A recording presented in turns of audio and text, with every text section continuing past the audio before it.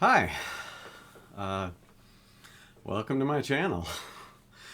This is the very first video that I'm uploading that I'm shooting at home on a webcam, and I actually intend to kind of make this public. It's weird. I think barring better ideas, the name of this channel is going to be Charlie Saved by Grace. And I'm Charlie. Hi. Um, what's the point, right? What's the point of this channel? Well, let me tell you a short story. I was watching YouTubes from other people and really into true crime lately for some reason. Everything from, people putting together their whole own episodes of true crime, documentaries almost, and then just uploading them.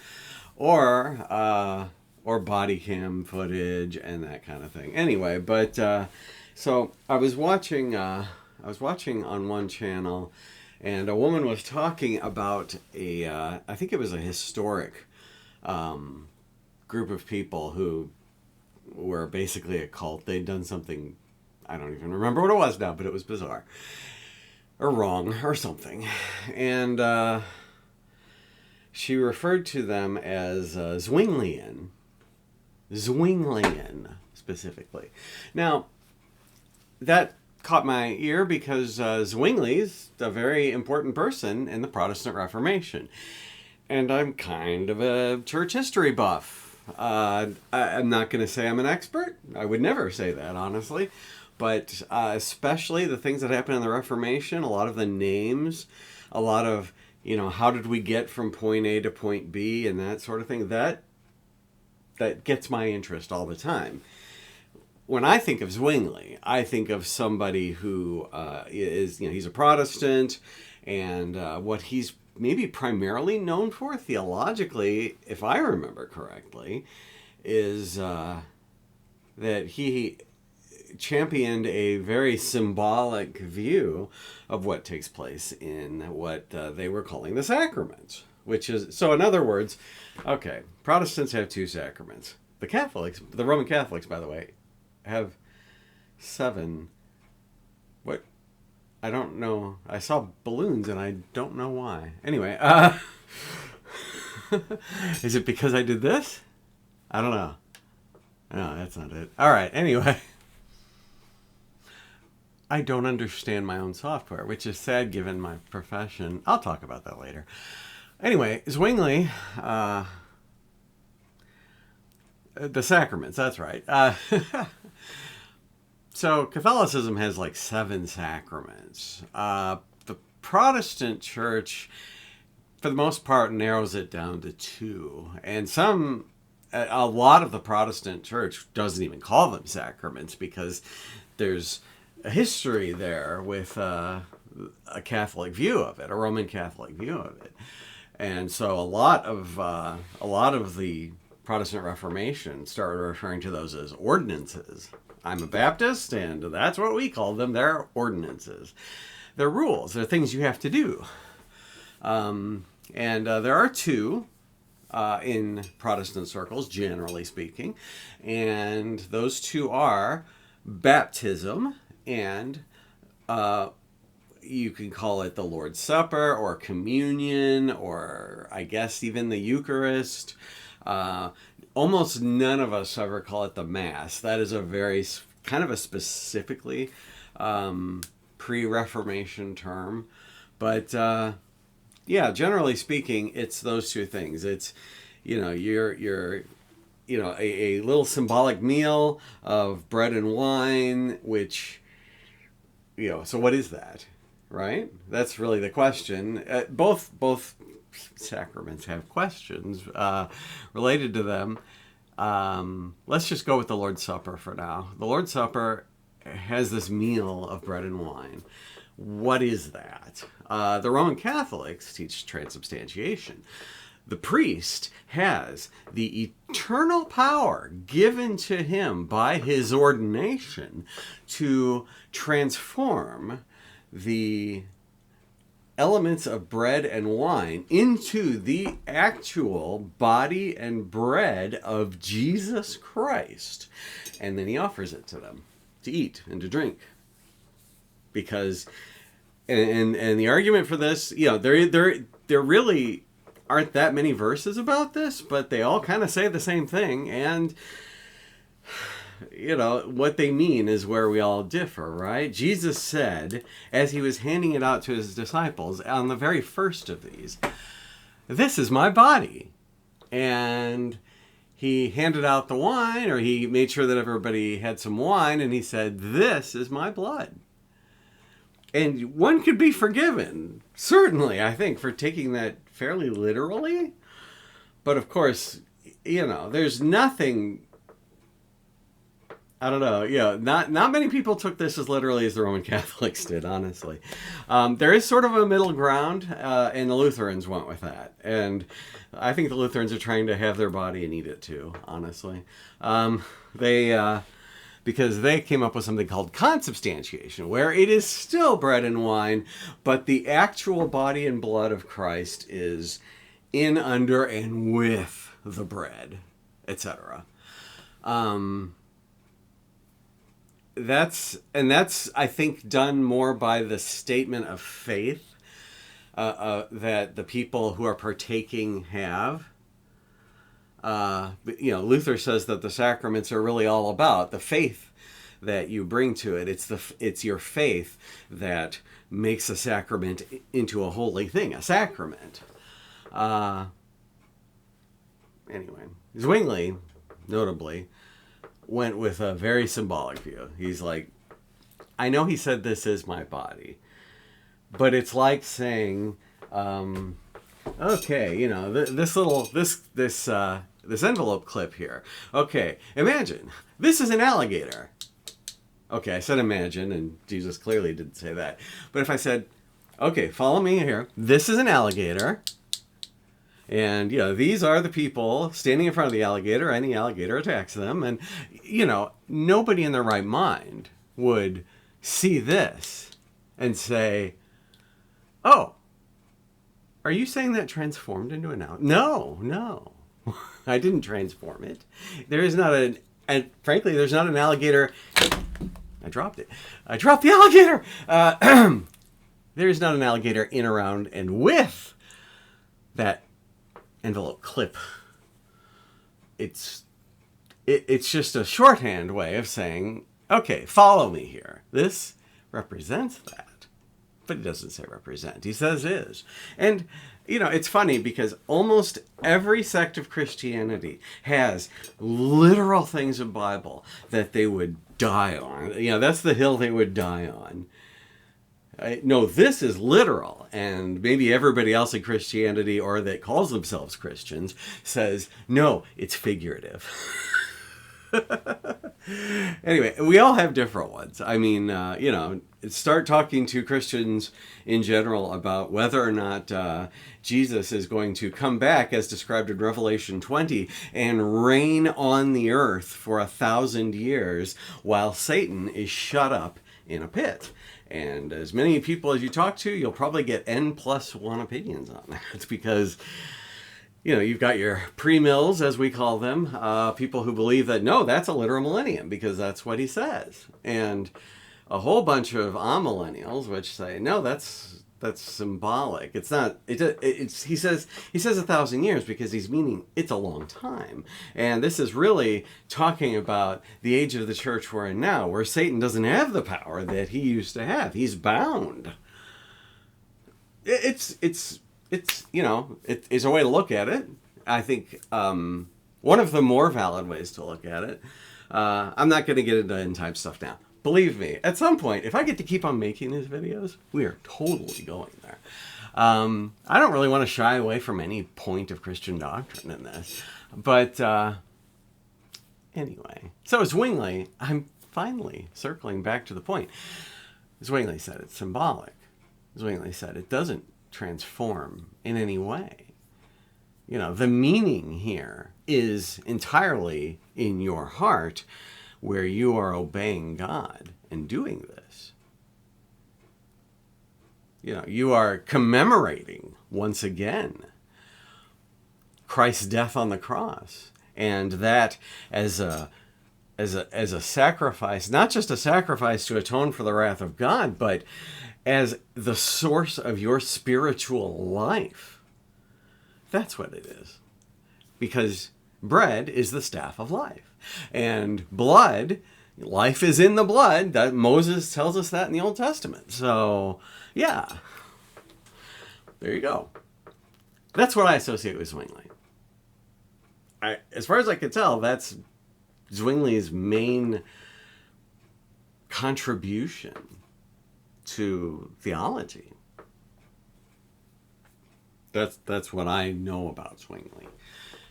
The woman who is hosting this YouTube channel, what she is saying is that she tried to learn something about Zwingli by getting on the internet and looking around. She didn't know who Zwingli was. I get the impression that she doesn't have a lot of church history in her background, and that's fine. I don't expect everybody who runs a crime and history podcast to know about my particular weird thing that I perseverate on, but sure. She came back saying, it's some sort of, well, I would call it a pietist movement. It's some sort of a movement where people insist on a certain level of holiness in your personal life. And, in what she described as sort of a Gnostic kind of, and someday I will define all these words, but what she described as sort of a Gnostic level of legalism, perhaps, or at least a legalism driven by a Gnostic understanding. Maybe it's very I'm not going to get into all that right now. Point is, it drove me nuts that she was wrong, and it always does. When there's always somebody wrong on the internet. That's what XKCD said, and it's true. And it has at times kept me awake at night thinking I need to correct them, and that's goofy. I'm old enough now that doesn't drive me anymore. I don't have to fix everybody. I don't have to fix anybody, hardly. But I'm a believer, and God's given me a few things. He's given me gifts, let's say. I'm not saying that I'm super powered in a particular way, but there are things that he has given me in this world that I think a lot of people don't have. And one of those was a very great opportunity throughout my childhood and young adulthood to study and learn things, and the memory to retain enough of them that I can talk about them. Now, there's holes, and there's getting to be more holes as I get older. Let's be honest. I'm no spring chicken. I've got, I'm a whole generation away from spring chicken. My kids are married and out of the house. That's where we are right now. And so, I'm in the middle of midlife, or maybe leaning out toward the end of it, possibly. I don't know. And I'm kind of wondering what I'm supposed to do with all of this. My kids got their fill of church history lectures, probably overfill. Don't ask them. Don't go looking them up. we don't need to know their opinion about whether I'm long-winded or not. Believe me, you could find, I'm sure, that not just from them, but from the people I teach in Sunday school at church, which is my outlet, generally speaking, for all of this. I teach adult Sunday school at my church, New Covenant Church, in Glen Carbon, Illinois. It's right close to another city. It's hard to remember which one it's in. Anyway, and I love it. It's the church we were led to. It's the church God wants us to serve in. It's so obvious in so many ways. And when I got to start teaching adult Sunday school, it was like, oh, that's what I should be doing. I talk a lot. I am long-winded. I go long all the time. It drives people insane. You can't keep me on a schedule. And those are, that's really some of the sin of arrogance in me, really, because I think, no, it's important that I finish this. It's probably not. But I have, this is how I carry out the responsibility that's been laid on me. To whom much is given, much will be required. And I've been given a lot in terms of being able to talk about this stuff. So that's my chance, Now, what I love to do more than anything is exposit scripture, which is to say, go through it verse by verse and try to get the sense out of it. What is God telling us in this passage, in this verse, in this book, in this whole book of books that we've got? Because that's one thing we believe. And I'm going to have a whole video about why we believe it and where it came from and all that sort of thing. We believe that the Bible is God's word. It's the message God intended to give to us. And you can sit back right now. If you're not a believer or you're a skeptic or you just don't agree with me, a lot of people are going to sit back and go, yes, but which one? Protestants and Catholics have different Bibles. The Gnostics had a lot of writings, and you all threw them out. And to you I say, Dan Brown's not a historian. Okay? He's an author. He's a fiction author. And I know where he got his information from, and Elaine Pagels and all of these people, we can, and we're going to talk about all that stuff. How did things get to be in the Bible? Who got to make those decisions? Because, Jesus did not give to us a list of books in the Gospels saying, oh, and by the way, in the future, there are 27 books that are going to be written about me. You're going to call these the New Testament. You don't have to bind them separately. You might find it easier to bind them together. Oh, you don't bind books yet. Well, you will. But for now, it'll be scrolls. He didn't do that. He used other means. That's something you're going to find about God as he reveals himself in the Bible and in my beliefs about him that I'm going to relate to you. God uses means. God does not do everything through the sheer force of his miraculous power. If he could speak directly to us, he could also send somebody to tell us. And it's his prerogative, and this is very important. It is his prerogative to choose how he's going to do that. Why? Because he's the creator of all things. God created all things. He owns all things. The reason why we have ownership is because ownership has been delegated to us. We are stewards of his property. The Bible says he owns the cattle on 1,000 hills. It's more than 1,000. That's just a weird hyperbole. Is that what you'd call it? Less than the real number. It's a strange little saying there because he owns the cattle on quite a few more than 1,000 hills. But 1,000 hills is kind of hard to imagine if you're a farmer in Israel, or heck, even if you're a king in Persia or Babylon or whatever. Even if you're me, I can't imagine 1,000 hills. I can't pop that image into my head. Point is, he owns them. He owns everything. It all belongs to him. Everybody's just borrowing things, and everybody's just hanging on to it for him. And he is going to come and demand an account of what we have done with his stuff. Anyway, all these things, this is how God works, though. That's my point. He delegates as much or more than he directly makes contact. And it drives some people nuts. They're like, well, oh, God spoke to you. Well, God didn't speak to me. And it's like, yeah, but that's like saying, oh, the president wrote you a letter. Well, he didn't write me a letter. And the fact is, and maybe you got a letter because you got one with I seem to recall a few years back when we were getting those extra payments during COVID or whatever, and I'm here in America, that, I think, there was actually a letter from Trump in one of those checks, along with one of those checks or notifications or whatever it was. Essentially, this is his letter to us saying, kind of congratulating himself for his great idea.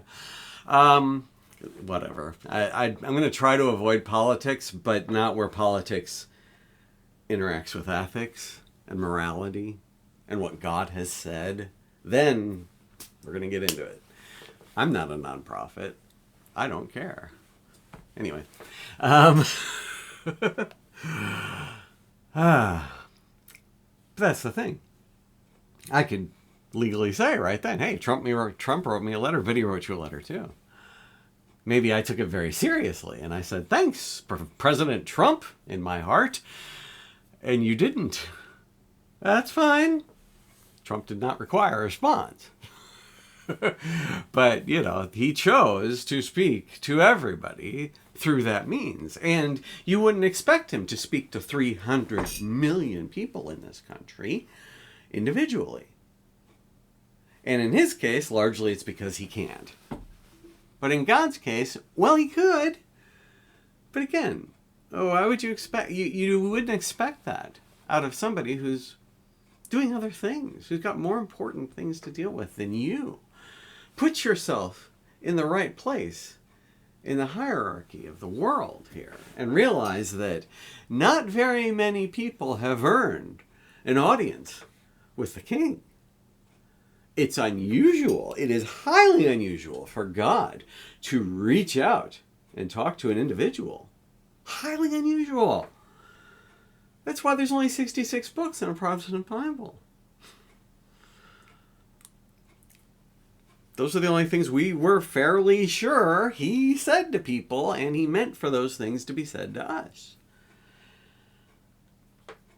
And it's up to him how he reveals himself. This is something we have to internalize. Boy, I have just wandered, and I'm just going to warn you. This is going to be Rabbit Trail City. I probably should have named the channel Rabbit Trail City rather than Charlie Saved by Grace. But the most important thing in the world to me is that I'm saved by grace. I'm not saved because I'm smart. Because I'm, how smart am I? Well, it hasn't done me much good. I still make the same stupid decisions everybody else makes. I still goof around. I still, I have stepped on every landmine in my career, in my personal life that I feel like I could have. Yeah, being smart didn't do me a whole lot of good. It was a gift, and God's used it to some extent in my career, I guess. But the fact is, I was laid off in February, and I've been out of work for 5 months. And being a full-stack web developer, and by the way, if you need one, give me a call. But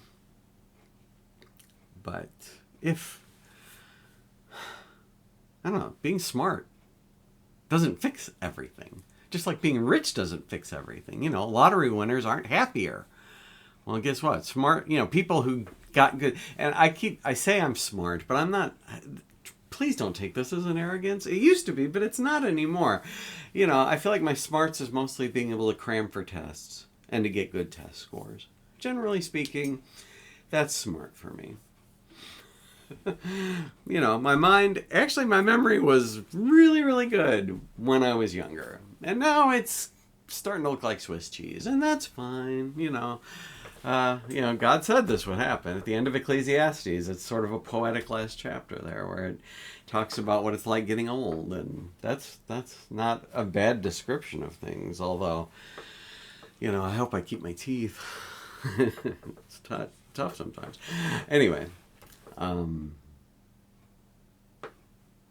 not saying that I'm especially gifted in any way, but, God's let me be able to do things that not everybody can do. I don't know. I can read the Bible and I can talk about what it means, and generally speaking, I can get the meaning out of it. Not all the time. There are verses that I have no idea what they're saying. I really don't. And I tell my Sunday school classes, I don't know what this means. This commentator says this and that commentator says that, and they could both be wrong. I don't know why God told us that, but there must have been some reason. I think that would probably bother some people, but they're used to me at my church. They're accustomed to that. And I don't know, having faith means that you know that God's not going to explain everything to you because he doesn't have an obligation to do that. God has no obligations concerning you except to do the things that he has promised to do. That's it. The only obligations that God has toward you are the obligations he has placed on himself. And yeah, he doesn't owe you an explanation. He doesn't owe you direct contact. He doesn't owe you the ability to see miracles in your lifetime or the ability to, see an absolute proof that Jesus lived, died, and then rose from the dead. He doesn't owe you any of that stuff, honestly. If that irks you, I'm sorry, but nobody owes you that. Come on, grow up. Deal with reality the way it's been dealt. And then we'll talk about why I think reality is like this. Why, we're going to talk about why I'm not a materialist in the sense that I don't believe that the material is all there is. I don't, I do believe that I think with my brain, but I believe that something in my soul is thinking with my brain. I believe that, I don't want to use this because I feel like this is almost a Gnostic overcorrection, but C.S. Lewis did famously say that, and I don't agree with everything C.S. Lewis said, believe me, but C.S. Lewis did famously say that, you're not a body that has a soul, you're a soul that has a body. And that is true, but that's not exactly how God created you either. God created you body and soul together. That's how you're meant to be. And that's why Paul says that heaven is going to be a little bit uncomfortable for those of us who die before the Lord returns, who go to be in his presence as souls who left our bodies behind here to rot for a while. It's going to be uncomfortable because it's like being naked. It's like being in front of him and not being all there. What you should be is a soul and a body together in harmony, which is not something we've ever experienced, by the way. Not in this world. Not since Adam and Eve. Oh, and I believe, by the way, and we're going to get into that stuff too. I believe in a literal Adam and Eve. Okay, and this is maybe where you shut me off, but I will talk about why we're so weird about some things that other people consider to be scientific. It's getting a little bit more maybe into philosophy than science. I'm not an evidential apologist. I'm not going to trot out the fossil record, or maybe not much anyway. I'm not going to talk about whether or not carbon-14 dating is useful or real. That almost doesn't matter to the real questions deep down. This is why it drives me insane when, every cosmologist and physicist out there starts to think, and I'm looking at Stephen Hawking, well, I would be if he were alive. It starts to think that he can talk about the way the universe began. It's like, dude, you can't categorically talk about the reality that we know coming forth from reality that doesn't work according to the rules at all. The Big Bang, maybe, maybe that's the best way to describe it if you don't have God in the picture. But don't tell me that, sometimes they say, well, there was this Big Bang, and oh, well, what caused the Big Bang? Well, not, cause. That's, you've moved into a different territory there. You're right, you have, but is it a logical territory where we can talk about these things and think about them? Not as much as you think, philosophically speaking. you hit a wall. Aristotle, I'm not a scholastic, I'm not Aristotelian, but Aristotle did have one thing right. Everything is an effect of another cause. Something was pushed by something else. And that means, and it is irresponsible and irrational to think that it's turtles forever. This line of, you can't expect that every effect had a cause and every one of those causes was the effect of another cause. And it goes back forever and ever in an eternally backwards progression, and there was always something that itself was pushed and was pushing. Something that itself was caused and is causing. You can't do that. It's not rational for us. We don't, our brains, basically that's a cop-out. You're saying, yeah, I don't know. So Aristotle said there must be something that wasn't caused that acts as a cause for something else. What he called, in this whole pushing scenario, what he called the prime mover. The very first thing that itself existed just because it existed. And it was the cause of the first things to logically happen in our universe.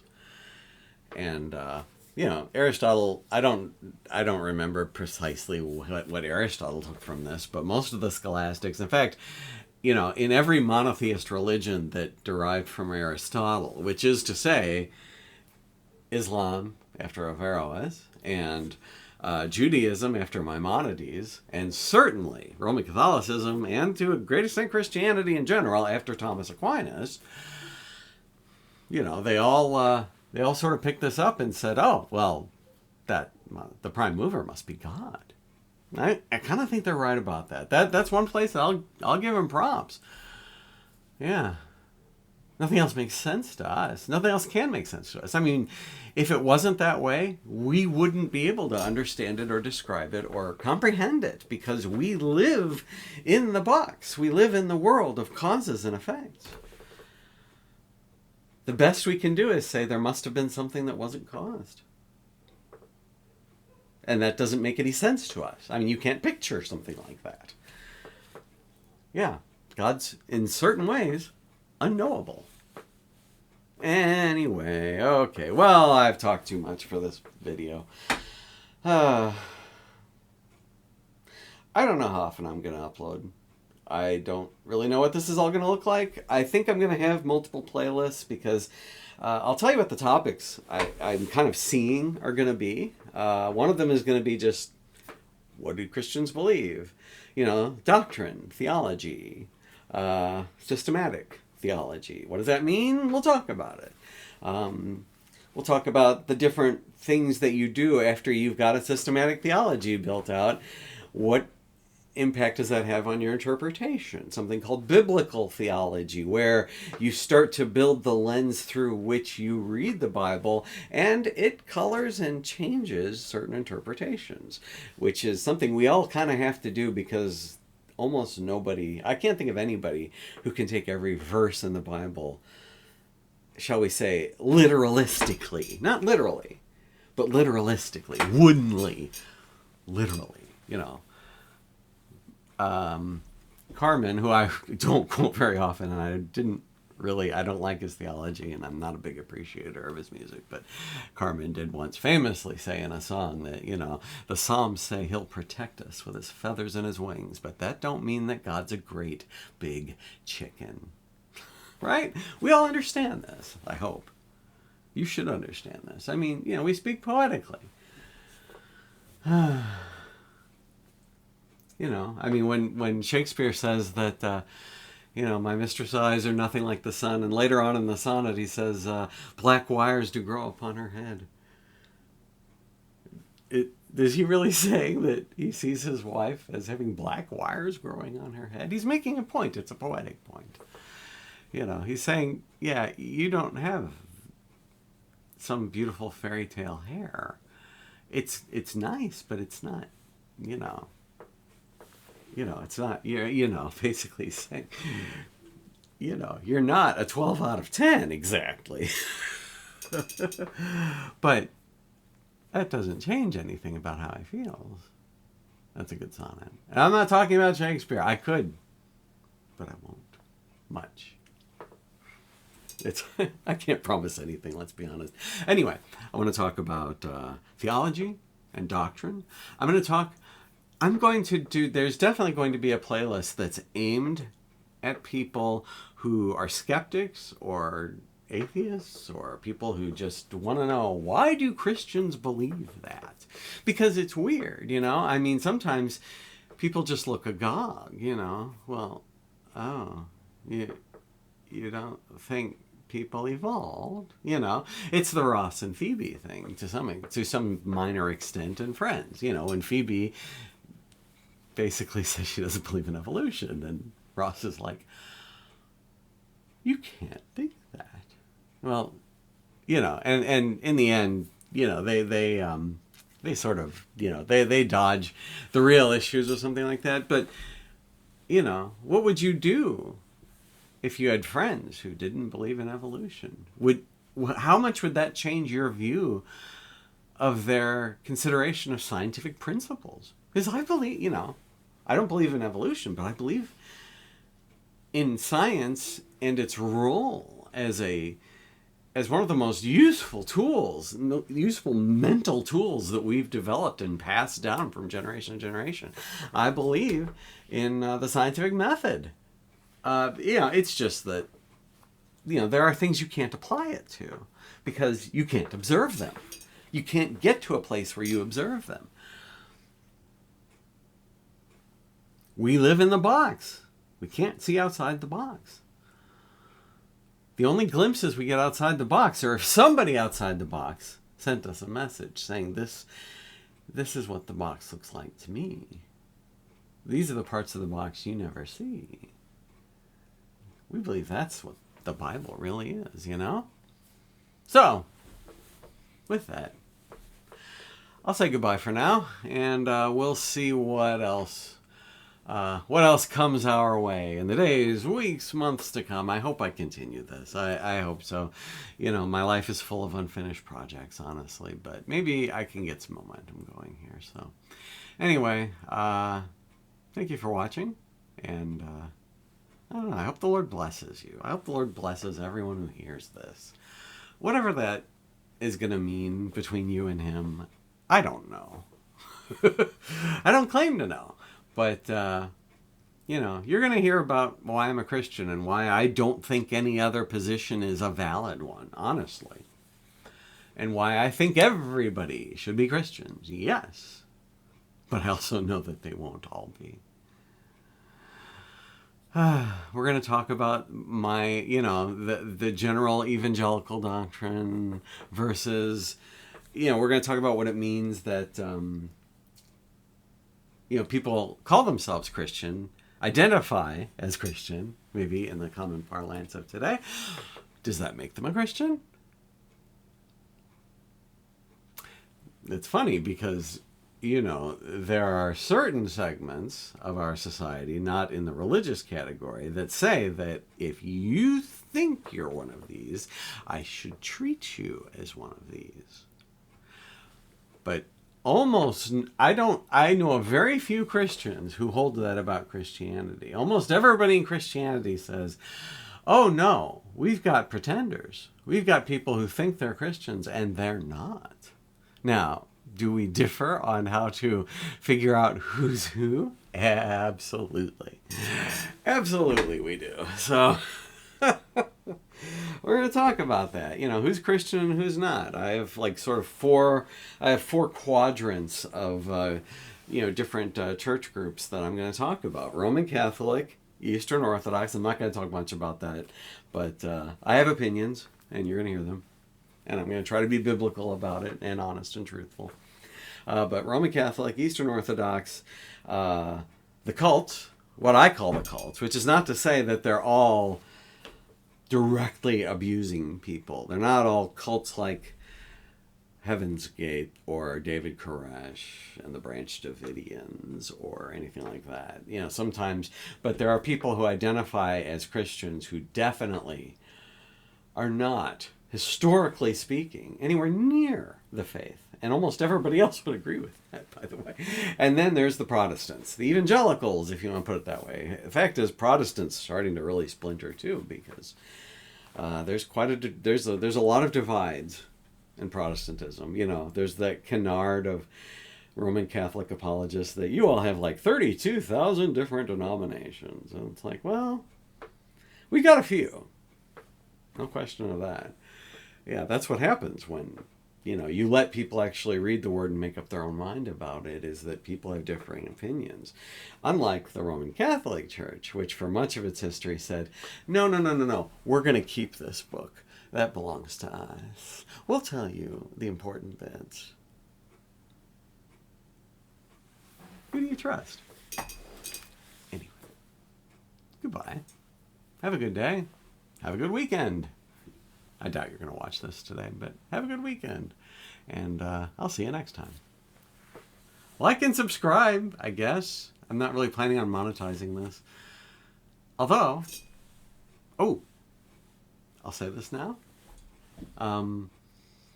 If somebody wants to advertise with me, I just have to like your product. I mean, I'm going to be honest about it. So, you know, honestly, you know, like Better Health or BetterHelp or whatever that's called, that one group that seems like they're advertising everywhere for online therapy. I'm not going to advertise for you. Sorry. You're not sorry. You don't think you'd get anybody from me, and that's fine. You know, because I think there is better help than BetterHelp, honestly. But, you know, I'd love to get sponsored by like Accordance or, you know, the people who publish the Legacy Standard Bible, or Crossway, or the Lockman Foundation, or, you know, I don't know. There's lots of Christian organizations for and not for profit, and I would be happy to probably, you know, advertise for you. And heck, you know, even people who I slightly disagree with doctrinally, you know, if some Presbyterian wants to come along and say, hey, you know, you need to put R.C. Sproul stuff on here, I as a Baptist would say, yeah, okay, if you don't mind if I point out that there's one thing I disagree with him on, at least. But I don't know, Sproul's a great man of God, and he's done he is one because he's in heaven now, being one. But he did so much for the 20th century in terms of theology. It's just, you know, and making it accessible. All right, okay, now I'll stop. See, I told you I was long-winded. Talk to you later. Bye.